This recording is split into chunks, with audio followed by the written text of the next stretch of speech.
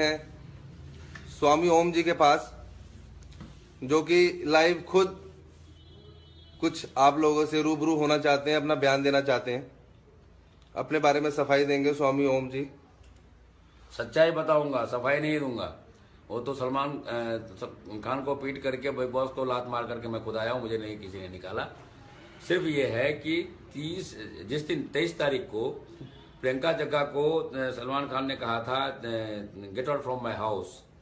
उसी वक्त मैंने सलमान को कहा था कि प्रियंका को तो तुमने निकाला, लेकिन इसका बदला मैं तुमसे लूंगा जरूर, और जब मौका मिलेगा मैं तुझे पीटूंगा जरूर। उसके चक्कर में, क्योंकि वो भी खुद के आदमी है मेरी तरह, उसने बिग बॉस के साथ सेटिंग की। 30 दिसंबर को उसने मुझे किंग ऑफ फुटेज का अवार्ड देकर के मुझे खुश करने की कोशिश की, लेकिन मेरे मन में 24 घंटा सिर्फ प्रियंका के साथ जो उसने शाब्दिक दुर्व्यवहार किया था, वो बदला लेने की भावना चल रही थी।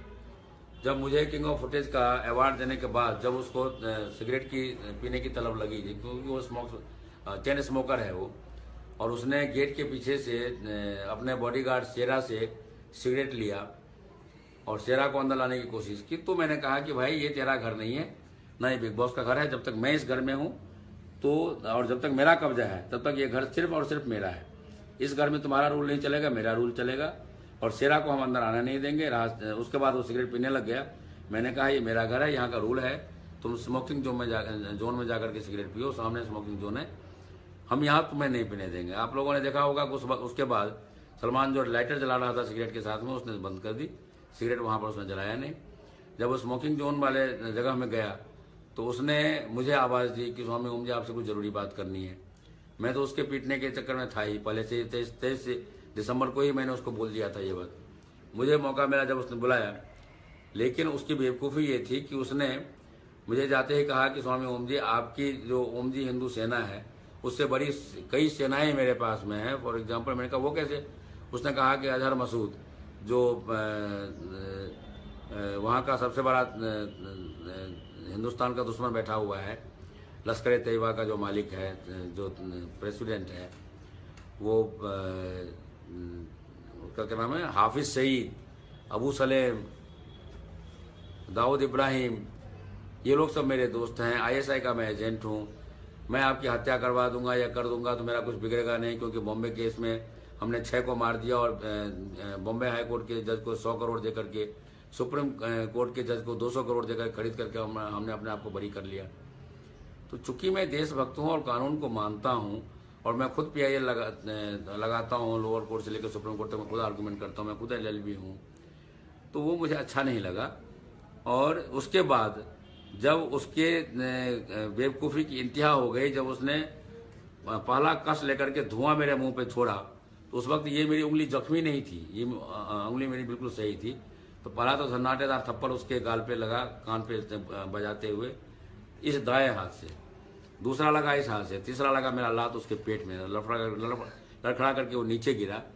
नीचे गिरने के बाद मैंने कोशिश की उसको घसीट करके कैमरे के सामने लाने की, लेकिन वहाँ पे जो लड़के थे वो सबके सब भाग करके आए। इसने मेरे पैर पकड़ लिए, सलमान खान ने, मुसलमान होते हुए भी, कि स्वामी जी मुझे माफ कर दीजिए, मेरे से गलती हो गई। तो स्वामी जी, आप जैसे कि आप अंदर थे, मैं आपसे सवाल पूछना चाहूंगा। आप जैसे कि लाइव अंदर थे, प्रियंका भी अंदर थी, तो क्या प्रियंका की तबीयत खराब थी सच्ची में अंदर? आप वहीं तो थे।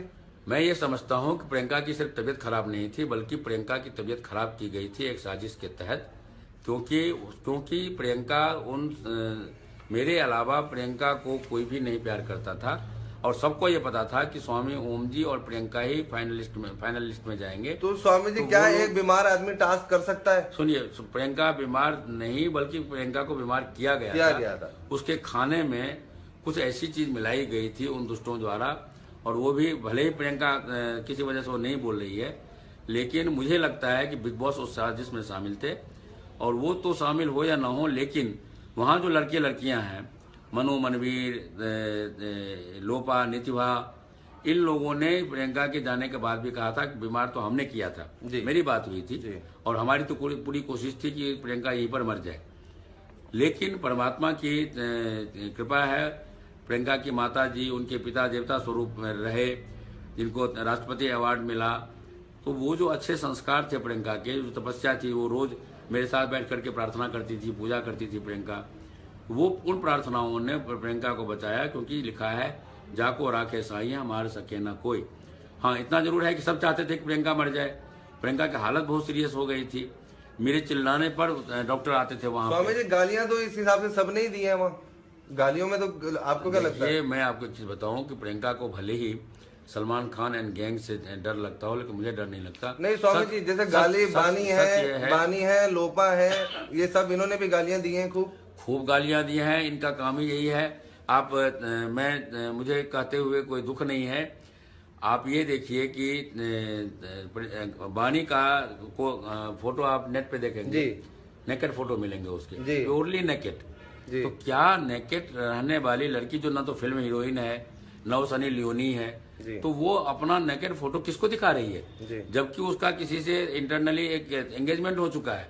तो तुम पति को दिखाओ ना अपना नेकेड शरीर दिखाना ही है, तो दूसरे को क्यों दिखा रहे हैं? उसका सीधा मतलब ये है उसका चरित्र कैसा हो सकता है, इस बात से साबित किया जाता हो सकता है। स्वामी जी किसी चरित्र पे तो हम नहीं बोलना चाहेंगे, लेकिन मैं प्रियंका के चरित्र पर बोलना चाहता हूँ। प्रियंका को मैंने देखा, प्रियंका जब आई तो सबसे पहला प्रियंका का शब्द था, यहाँ जितने लड़के हैं वो सब के सब मेरे भाई हैं, मेरे दोनों बेटों के मामा हैं, और जितनी लड़कियां हैं वो सब मेरी बहनें हैं जी।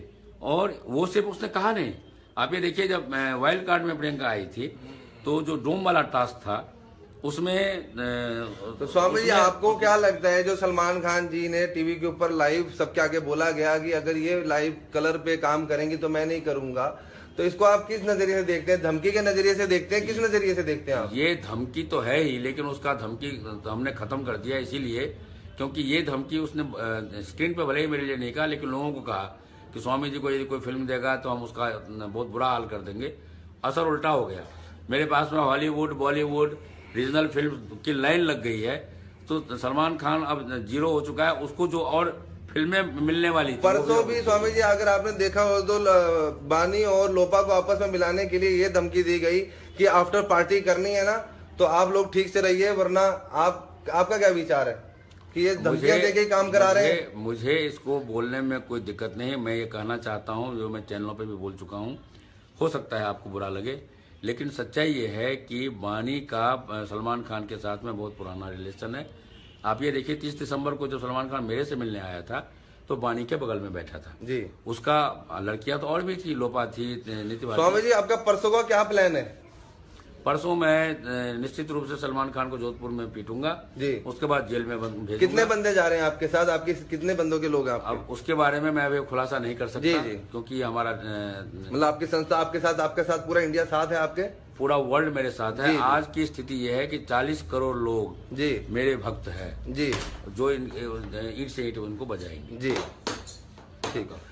ठीक है दोस्तों, तो ये थे आज हम स्वामी जी के साथ। धूप में बैठते हैं, जल्दी दोबारा लाइव होंगे स्वामी जी के साथ। See you guys. This is only for you.